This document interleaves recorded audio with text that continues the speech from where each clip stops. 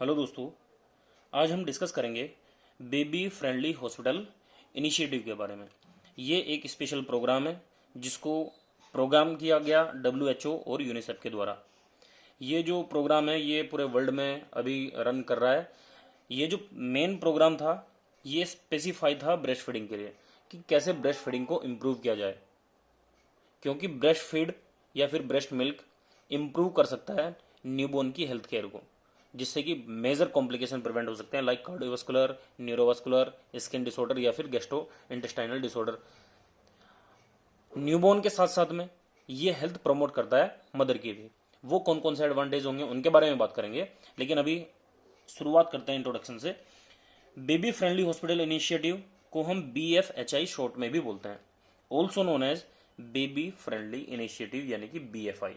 तो इसको BFI या फिर BFHI के नाम से भी जाना जाता है। It is a world wide program of WHO and UNICEF, launch in 1992। India के अंदर जो लॉन्च किया गया वो कब किया गया? 1992 में लॉन्च किया गया था बाय WHO एंड यूनिसेफ के द्वारा। नेक्स्ट डिस्कस करते हैं इसके एम्स, इसके उद्देश्य क्या है। मेन एम्स है इसका ब्रेस्ट फीडिंग को प्रमोट करने के लिए, लेकिन उससे पहले इन्होंने पॉइंट दिया to improve care of pregnant mother, delivery के बाद में मदर है, और साथ साथ में न्यूबॉर्न एट हेल्थ फैसिलिटी। ये इसका पहला एम्स था। और जो दूसरा मेन एम्स यहाँ पे बताया गया है to protect, promote and support breast feeding. ये इसका मेन एम्स था जिसमें सपोर्ट करना है ब्रेस्ट फीडिंग के लिए, प्रमोट करना है और प्रोटेक्ट करना है। इसके बाद में कुछ स्पेशल क्राइटेरिया दिए गए कि कैसे ब्रेस्ट फीडिंग को इम्प्रूव हमें करना है।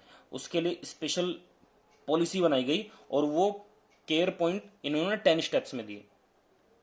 ये 10 स्टेप्स कौन कौन से हैं? तो सबसे पहला पॉइंट है यहाँ पे, there must be a return breast feeding policy, कि जो भी ब्रेस्ट फीडिंग हम कराने वाले हैं तो उसकी पहले रिटर्न पॉलिसी होनी चाहिए। तो सबसे पहला पॉइंट ही यही बताया गया कि सबसे पहले रिटर्न पॉलिसी होनी चाहिए।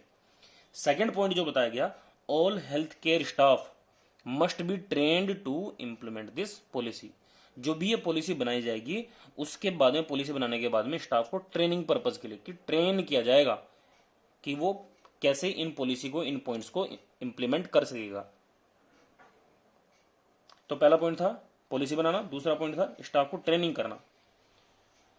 अब third point, all pregnant woman must be inform about benefit of breast feeding. जितने भी प्रेग्नेंट वुमन है, ये प्रोसेस प्रेग्नेंट वुमन से ही स्टार्ट हो जाता है जो बाद में डिलीवरी के बाद में हेल्पफुल होगा मदर्स के लिए। तो बोला गया कि ऑल प्रेग्नेंट वुमन, जितने भी प्रेग्नेंट वुमन हैं उनको इन्फॉर्म करना है ब्रेस्ट फीडिंग के बेनिफिट्स के लिए। जिन लोगों के मन में या फिर जिन वुमन के मन में नेगेटिव थॉट्स हैं ब्रेस्ट फीडिंग को लेके, तो उन्हें उनके पॉजिटिव इफेक्ट ज़्यादा बताने हैं, एडवांटेज बताने हैं, क्या क्या एडवांटेज हैं और क्या एडवांटेज हैं उसके बारे में हम अभी क्लास लास्ट में डिस्कस करेंगे। लेकिन थर्ड पॉइंट है कि सभी प्रेग्नेंट मदर को इन्फॉर्म करना है कि ब्रेस्ट फीडिंग के बेनिफिट्स के, एडवांटेज के बारे में। Fourth point, mother should be help to initiate breast feeding within half an hour of birth. जब भी डिलीवरी हो जाए, डिलीवरी के बाद में आधे घंटे के अंदर अंदर ब्रेस्ट फीडिंग इनिशिएट करनी है, ब्रेस्ट फीडिंग की शुरुआत करनी है। ये तो रिटर्न पॉलिसी की हाफ एन आवर के अंदर ब्रेस्ट फीडिंग स्टार्ट करनी है, लेकिन अगर उससे पहले पॉसिबल हो, as soon as possible after delivery, normal delivery के बाद में ये पॉइंट बोला गया है कि नॉर्मल डिलीवरी के बाद में जितना जल्दी हो सके हम ब्रेस्ट फीडिंग स्टार्ट करते हैं और उसमें भी आधे घंटे के अंदर अंदर स्टार्ट कर देते हैं। लेकिन अगर सिजेरियन सेक्शन किसी मदर का हुआ हो तो उसके 4 घंटे के बाद में हम ब्रेस्ट फीडिंग, 4 घंटे के अंदर में हम ब्रेस्ट फीडिंग स्टार्ट कर देते हैं। तो ये दोनों फ्लेक्सिबल पॉइंट है। नॉर्मल वजाइनल डिलीवरी के लिए हाफ एन आवर है और सिजेरियन सेक्शन अगर मदर का हुआ हो तो 4 घंटे के अंदर हम ब्रेस्ट फीडिंग हमें इनिशिएट करनी होती है। क्लियर है? ये फोर्थ पॉइंट था। इसके बाद में जो 5 पॉइंट बताया गया, mother are shown the best way to breast feeding. Mother को हमें किस तरीके से बेस्ट मेथड है जिससे ब्रेस्ट फीड कराया जा सकता है, उसके लिए डिफरेंट टेक्निक हमें यूज़ करनी होती है, या तो डिमॉन्स्ट्रेशन मेथड के द्वारा, या फिर एवीएड्स के द्वारा, या फिर फोटोग्राफी के द्वारा। हमें टेक्निक्स बतानी है, पोजीशन बतानी है फीड बेबी की, किस तरह से हमें उसको होल्ड करना है, क्या टेक्निक्स यूज़ करनी है, उस कंप्लीट जितने भी टेक्निक्स हैं उनके बारे में बताना है। ये 5 पॉइंट के बारे में बताया गया कि मदर की को हर वो टेक्निक बतानी है जो ब्रेस्ट फीडिंग को ईजी कर सके, बेस्ट बना सके। इसके बाद 6 point, unless medically indicated, the newborn should be given no food or drink other than the breast milk. जब तक कि मेडिकली इंडिकेटेड ना हो तब तक ब्रेस्ट मिल्क के अलावा कोई भी फूड या ड्रिंक नहीं देना है, ये पॉइंट में बताया गया।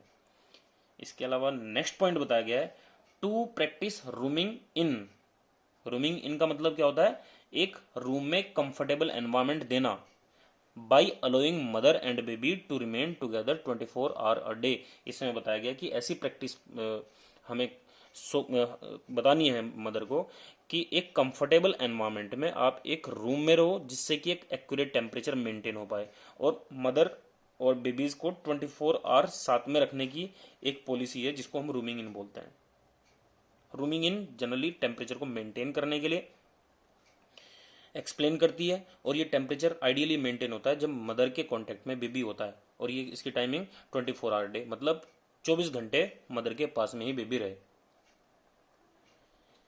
इसके बाद में नेक्स्ट पॉइंट जो बताया गया है to encourage demand breast feeding.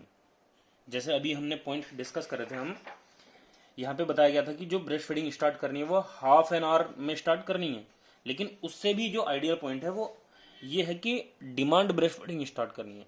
जैसे जो टाइम ड्यूरेशन है ब्रेस्ट फीडिंग का वो ईच ब्रेस्ट में 10-10 मिनट का है कि 10-10 मिनट में न्यूबॉर्न फीड ले या ब्रेस्ट मिल्क को सक करे 10-10 मिनट के लिए।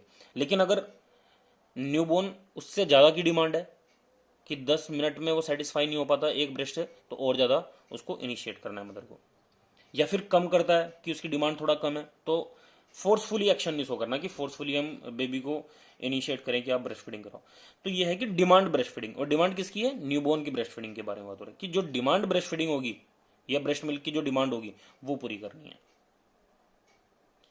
नेक्स्ट पॉइंट है no artificial teats to baby should be given. No artificial teats का मतलब होता है जो भी आर्टिफिशियल बोटल निप्पल्स होते हैं, रबर या प्लास्टिक के जो भी निप्पल्स होते हैं, उनको यूज नहीं करना है। नेक्स्ट और लास्ट पॉइंट है breast feeding support group are established. Breast feeding support group establish हो चुके हैं। Mother are refer to them on discharge. जब भी मदर डिस्चार्ज हो रही हो तो मदर को रेफर करना है उन सपोर्ट ग्रुप्स के लिए। ये लास्ट पॉइंट बताया गया है। तो ये कुछ स्पेशल पॉइंट्स हैं, क्राइटेरिया हैं जिनको बताया गया बेबी फ्रेंडली हॉस्पिटल इनिशिएटिव में। अब डिस्कस करते हैं different advantages of breast feeding, जो इस लेक्चर का सबसे इंपॉर्टेंट पॉइंट भी है। एडवांटेजेस क्या क्या है ब्रेस्ट फीडिंग के?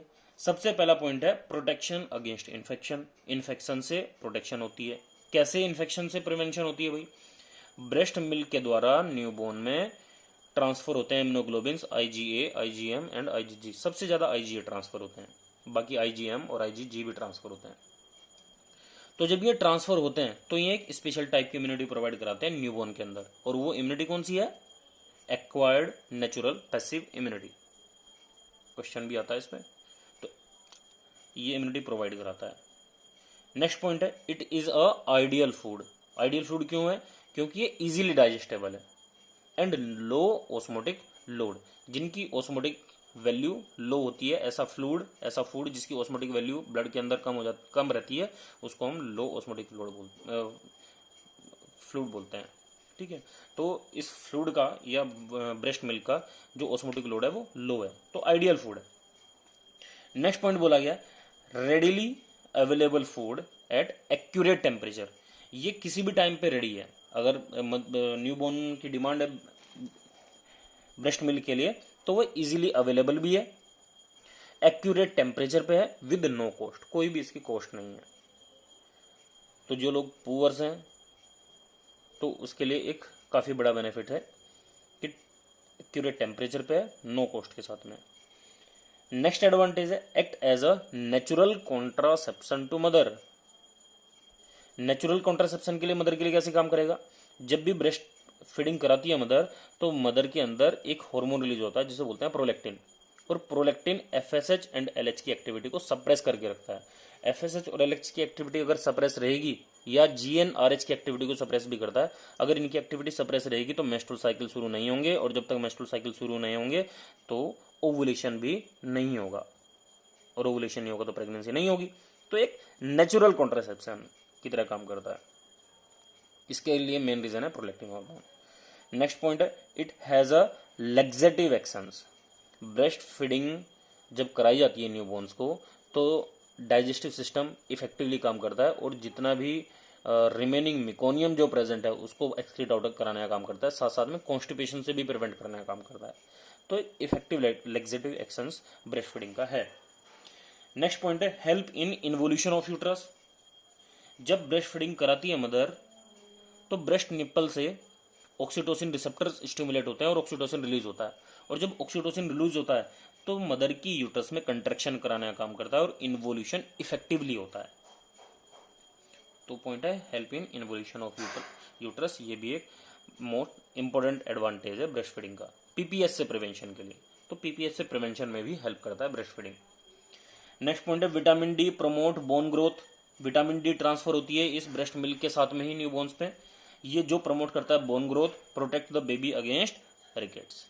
जिन न्यूबॉर्न्स में रिकेट्स की प्रॉब्लम होती है तो उसका एक रीजन ये भी माना जाता है कि शायद ब्रेस्ट फीडिंग मदर ने इफेक्टिवली नहीं कराई होगी। तो दोस्तों ये था आज का लेक्चर। आई होप आपको ये लेक्चर समझ आया होगा।